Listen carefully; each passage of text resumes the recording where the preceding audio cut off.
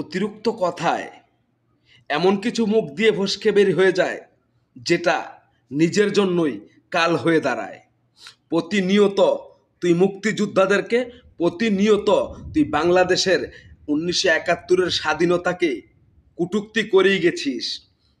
খোদার কসম করে বলছি, আজ যদি আমার বেলায় এই ঘটনাটা ঘটতো, জনগণ এসে আমাকে ভুয়া ভুয়া বলে আখ্যায়িত করতো, আমি সাথে সাথে সুইসাইড করতাম।